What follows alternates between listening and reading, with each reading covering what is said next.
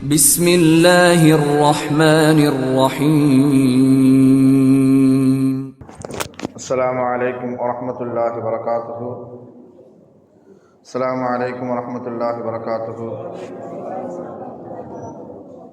الحمد لله رب العالمين والصلاة والسلام على أشرف المرسلين وعلى آله وصحبه وسلم. إن الحمد لله نحمده ونستعينه ونستغفره ونؤمن به ونتوكل عليه ونعوذ بالله من شرور أنفسنا ومن سيئات أعمالنا. من يهده الله فلا مضل له ومن يضلله فلا هادي له. وأشهد أن لا إله إلا الله وحده لا شريك له وأشهد أن محمدا عبده ورسوله. قال الله تعالى: شهر رمضان الذي أنزل فيه القرآن هدى للناس وبينات من الهدى والفرقان. صدق الله العلي العظيم. கண்ணியமானவர்களே, அல்லாஹ் நல்லடியார்களே, அல்ஹம்துலில்லாஹ், ஷுக்ர் அல்லில்லாஹ். இந்த வார்த்தை நீங்களும் ஒரு தடவை சொன்னால் நல்லதாக இருக்குன்னு நினைக்கிறேன். அல்ஹம்துலில்லாஹ், ஷுக்ர் அல்லில்லாஹ், அல்ஹம்துலில்லாஹ். ஹைர். இதை எதுக்காண்டி சொன்னேன் அப்படின்னு சொன்னால், ஏற்கனவே கடந்த ஜும்மாவில் கூட உங்களுக்கு ஞாபகப்படுத்தியிருப்பேன். ஒரு ரமலான் நம்மிடத்தில் வருவது, நமக்கு கிடைப்பது எவ்வளோ பெரிய பாக்கியம் அப்படின்னா, போரில் ஷஹீதாக்கப்பட்ட மனிதர்கள் முதலாவதாக சொர்க்கம் செல்வதற்கு முன்பாக ஒரு ரமலானை சந்தித்து அதில் நோன்பு நோற்று அவர் மரணித்து விட்டால், போரில் ஷஹீதாக்கப்பட்ட மனிதனுக்கு முன்பாக இந்த ரமலானை சந்தித்த மனிதர் சொர்க்கத்திற்கு செல்வார் என்பதாக ஸல்லல்லாஹு அலைஹி வஸல்லம் அவர்கள் நமக்கு வலியுறுத்தி இருக்கிறார்கள்.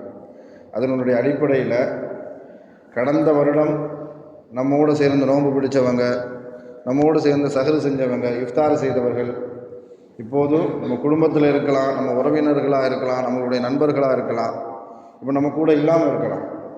ஆனால் அதையெல்லாம் தாண்டி அல்லாஹு தஆலா ஒரு ரமலானை சந்திக்கக்கூடிய ஒரு வாய்ப்பை அல்லாஹு தஆலா நமக்கு என்ன செஞ்சுருக்கிறான், தந்திருக்கிறான். இந்த ரமலான் அதில் கடல் மாதிரி ஒரு மிகப்பெரிய ஒரு பொக்கிஷம். அல்லாஹ் சொன்ன மாதிரி ரமலானுக்கு ஈடாக எந்த அமலும் இல்லை. அதனால தான் ரமலானில் மற்ற எல்லா அமலுக்கும் அல்லாஹு தஆலா நன்மையை நிர்ணயம் செய்திருக்கிறான், எவ்வளவு தருவேன் அப்படின்னு சொல்லி. நான் நோன்புக்கு மட்டும் அல்லாஹ் என்ன செய்யலை, நான் தான் கூலி அப்படின்னு சொல்லியிருக்கிறான்.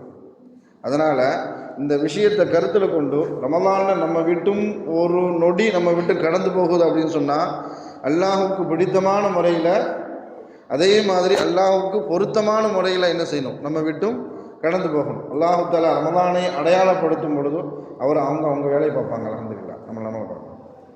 ரமலான் நம்மிடத்தில் வரும் பொழுது ரமலானை பற்றி அல்லாஹு தஆலா குர்ஆனில் அடையாளப்படுத்தும் பொழுது ஷஹரு ரமலான் உன்சில ஃபீஹில் குர்ஆன், நான் ரமலானில் குர்ஆனை இறக்கி வைத்திருக்கிறேன், அது மக்களுக்கு நேர்வழி காட்டும் என்பதாக அல்லாஹு தஆலா சொல்லி காட்டுவான். நான் ஸல்லல்லாஹு அலைஹி வஸல்லம் அவர்கள் குர்ஆனை பற்றியும் குர்ஆனை ஓதுறதை பற்றியும் நமக்கு எந்த அளவுக்கு சுபச்செய்தி சொல்லியிருக்கிறாங்க அப்படின்னு சொன்னால், ஒரு மனிதன் ரமலானில் அல்லாஹு தஆலா சில விஷயங்களை கொண்டு அடையாளப்படுத்துவான். ஒன்று குர்ஆன், ரெண்டாவது துவா, மூணாவது இஸ்திக்ஃபார். இந்த விஷயத்தை கொண்டு அல்லாஹு தஆலா, நாலாவது நோன்பு. இந்த விஷயத்துக்குள்ளெல்லாம் அல்லாஹு தஆலா அடையாளப்படுத்தும் பொழுது முதல் விஷயமாக அல்லாஹு தஆலா குர்ஆனை கொண்டு சொல்கிறதுனால ஸல்லல்லாஹு அலைஹி வஸல்லம் அவர்கள் சொல்லி காட்டுவார்கள், ஒருவரால் ரமலானில் துவா கேட்க முடியல, ஆனால் துவா கேட்கணும், அவருக்கு தேவைகள் அதிகமாக இருக்குது, ஆனால் குர்ஆன் ஓதுறாரு. ஒருவருக்கு திக்ரு செய்ய வேண்டும் என்று ஆசை இருக்கிறது, ஆனால் குர்ஆன் ஓதுறாரு.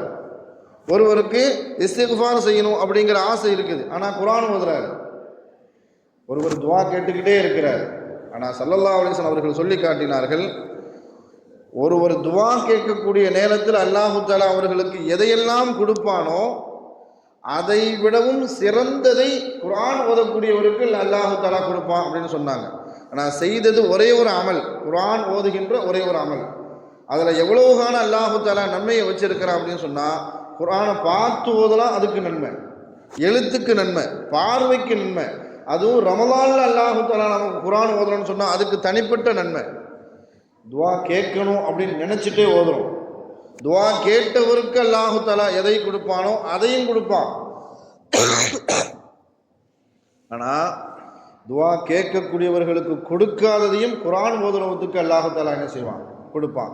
அதனால தான் ஸல்லல்லாஹு அலைஹி வஸல்லம் அவர்கள் சொல்லி காட்டினார்கள், யார் ஒருவர் ரமலானுடைய இரவில் 10 வசனங்களை ஓதுவாரோ, யார் ஒருவர் ரமலானுடைய இரவில் 10 குர்ஆனுடைய ஆயத்துகளில் இருந்து 10 வசனங்களை ஓதுவார்களோ, குத்திப அலைஹி கின்தார் அப்படின்னு சொன்னாங்க ஸல்லல்லாஹு அலைஹி வஸல்லம் அவர்கள்.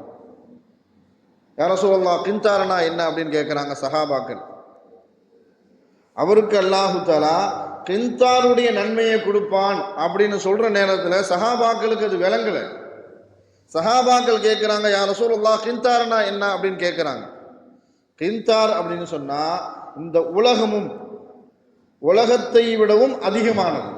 இந்த உலகத்தில் என்னெல்லாம் இருக்கிறோ அதை விடவும் நன்மையை அல்லாஹு தஆலா ரமலானுடைய இரவில் 10 வசனத்தை யார் ஓதுவாங்களோ அவர்களுக்கு அல்லாஹு தஆலா கொடுக்குறான் என்பதாக ஸல்லல்லாஹு அலைஹி வஸல்லம் அவர்கள் வலியுறுத்தி சொல்லி காட்டினார்கள். அதனால் இந்த ரமலானை நமக்கு ஒரு மிகப்பெரிய ஒரு வாய்ப்பாக, ஒரு களமாக அமைத்து கொண்டு நாம் எப்படி மாறணும் அப்படின்னு சொன்னால், ஏற்கனவே நமக்கு நீண்ட நாள் ஒரு ஆசை இருக்கும், குர்ஆன் ஓதணும், சில சூறாக்களை மனப்பாடம் பண்ணணும், நம்மளுடைய சுன்னத்தில் நம்மளுடைய நஃபிலில் அதெல்லாம் ஓதி பார்க்கணும் அப்படிங்கிற ஆசை இருக்கும். அதை இந்த ரமலான ஒரு தடமாக, ஒரு களமாக பயன்படுத்தி கொண்டு நாம் அந்த ஒரு குர்ஆன் ஆயத்தை ஒரு 10 வசனத்தை திருப்பி திருப்பி ஒரு 3 நாள் ஓத ஆரம்பிச்சிடணும்னு சொன்னால் இன்ஷா அல்லாஹ் அதை என்ன செஞ்சிடும், நமக்கு மனப்பாடம் ஆகிடும். எந்த விஷயமே தொடர்ச்சியாக செய்தால் மாத்திரம்தான் அது நம்மோடு உறவுல இருக்கும். அதே மாதிரி தான் அல்லாஹுடைய ஹபுலுல்லா, அல்லாஹுடைய கயிறு இந்த துன்யால இந்த உலகத்தில் தொங்கிக்கிட்டே இருக்குது. அது மிகப்பெரிய கயிறுலேயே முதல் கயிறு குர்ஆன் தான். அதை பிடிச்சிட்டு நாம் என்ன செஞ்சிடலாம், ஒரு பிடி அல்லாஹ்ட்ட இருக்குது அப்படின்னு சொன்னால் மறுபடி உலகத்தில் தொங்கிட்டு இருக்குது. அதை பிடிக்கிறதுக்கு நாம் தயாராக இல்லை. அதனால் இன்ஷா அல்லாஹ் இந்த ரமலானை குர்ஆனோடு அதிகமான தொடர்பு வைத்து கொண்டு அல்லாஹுடைய கயிறை பிடித்து கொண்டு அவன்கிட்ட போய் சேர்றதுக்கு இன்ஷா அல்லாஹ் முயற்சி செய்யணும். அதே மாதிரி 2வது துவா, இந்த ரம்ஜானில் துவா கேட்குறதுல நாம் கஞ்சத்தனம் படவே கூடாது. இன்ஷா அல்லாஹ், அல்லாஹ் கஞ்சம் கிடையாது. அடிக்கடி நான் உங்களுக்கு ஞாபகப்படுத்துகிறேன், அல்லாஹ் எந்த காலகட்டத்திலையும் கஞ்சம் கிடையாது. நாம் எதை கேட்டாலும் தருவான். ஆனால் ஒழுங்கானதை கேட்கணும், ஹலாலானதை கேட்கணும். அதுக்கு நாம் தயாராகிட்டோம்னு சொன்னால் அல்லாஹ் எவ்வளவு வேணாலும் தருவான். அதனால் துவாவில், இஸ்திக்ஃபாரில், பாவ மன்னிப்பில் நாம் அதிகமாக தேடணும். அதில் ஒரு விஷயம், அல்லாஹுடைய திருப்பெயரை சொல்லி கேட்கணும். நம்ம குர்ஆனில் எடுத்துக்கிட்டாலும் சரி, ஹதீஸில் எடுத்துக்கிட்டாலும் சரி, நபிமார்கள் செய்த துவாவில் நம்ம எந்த துவாவை எடுத்துக்கிட்டாலும் சரி, அதில் ஒரு ஹஸ்மாவுல் ஹுஸ்னா இருக்கும். குர்ஆனில் எடுத்து நபிமார்கள் கேட்ட துவா, ஈசா அலைஹிஸ்ஸலாம், மரியம் அலைஹிஸ்ஸலாம், அதே மாதிரி இப்ராஹிம் அலைஹிஸ்ஸலாம், மூசா அலைஹிஸ்ஸலாம் கேட்ட துவாவெல்லாம் அல்லாஹ் தஆலா குர்ஆனில் பதிவு செய்வான். அந்த துவாவெல்லாம் நாம் எடுத்து பார்த்தோன்னு சொன்னால் அதில் இருக்கக்கூடிய ஒரே ஒரு விஷயம், கண்டிப்பாக அதில் ஒரு அஸ்மாவுல் ஹுஸ்னா, இன்னும் சொல்ல போனால் அது கூட இஸ்முல் ஆலமாக கூட இருக்கலாம்.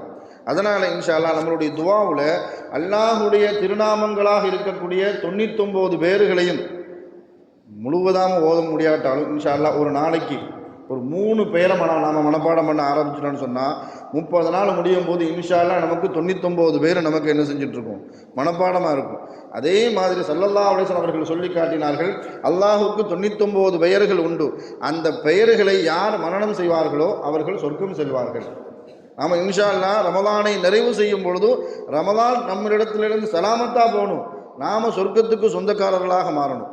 அதே மாதிரி கடந்த வருடம் ரமலானில் சில பயான்களில் சில திக்கிற மாத்திரம் உங்களுக்கு நான் ஞாபகப்படுத்தியிருப்பேன்.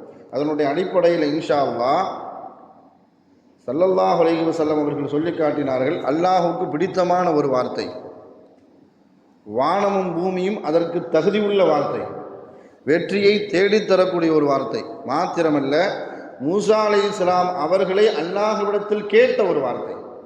மூசா அலைஹிஸ்ஸலாம் அல்லாஹ்விடத்தில் கேட்குறாங்க, யா அல்லாஹ், நான் உன்னை துதிக்கணும், அந்த துதிப்பு நான் செஞ்சுக்கிட்டே இருக்கணும், அப்படிப்பட்ட ஒரு வார்த்தை எனக்கு கற்றுத்தா அப்படின்னு சொல்லும் பொழுது அல்லாஹு தஆலா ஒரு வார்த்தையை அல்லாஹு தஆலா கற்றுக் கொடுக்குறான்.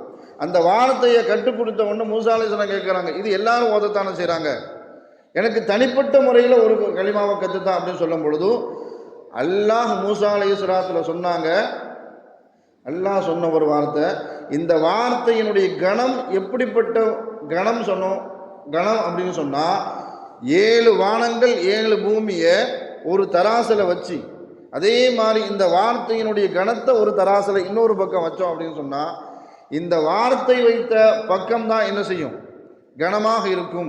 ஏன்னா 7 வானங்கள் 7 பூமியை விடவும் அடர்த்தியான கனமான ஒரு வார்த்தையை தான் அல்லாஹு தஆலா மூசா அலைஹிஸ்ஸலாத்துக்கு கற்றுக் கொடுத்தான்.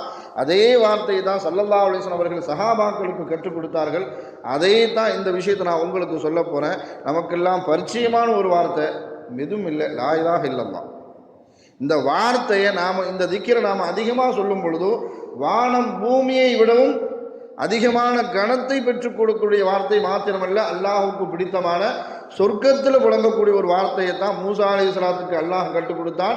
ஸல்லல்லாஹு அலைஹி வஸல்லம் அவர்கள் சஹாபாக்களுக்கு கற்றுக் கொடுத்தார்கள். இன்ஷா அல்லாஹ் நாளை முழுவதும் இந்த வார்த்தையின் மூலமாக நம்ம நாவை நினச்சிக்கிட்டே இருக்கணும். மாத்திரமல்ல, குர்ஆனுடைய அதிகமான தொடர்பு வைத்துக் கொள்வர்களாக இருக்கணும். அல்லாஹு தஆலா இன்று ஓதிய கேட்ட அனைத்து இறைவசனங்களுக்கும் நிறைவான நுட்பமான நற்கூலியை நமக்கு தந்தருள் புரிவாயாக. காலம் முழுவதும் நோன்பை அதிகமாக சந்திக்கக்கூடிய ஒரு நல்ல வாய்ப்பை அல்லாஹு தஆலா நமக்கெல்லாம் தந்தருள் புரிவாயாக. அதே மாதிரி ரமலான் முழுவதும் நமக்கு உடல் ஆரோக்கியத்தையும் உடல் சுகத்தையும் அல்லாஹு தஆலா பரிபூர்ணமாக தந்தருள் புரிவானாக என்று கூறி எனது வார்த்தையை நிவர்த்தி செய்கிறேன். வாஹிரு தஅவானா அல்ஹம்துலில்லாஹி ரப்பில் ஆலமீன். சுப்ஹானல்லாஹி பிஹம்திஹி சுப்ஹானக்கல்லாஹும்ம வ பிஹம்திக அஷ்ஹது அன் லா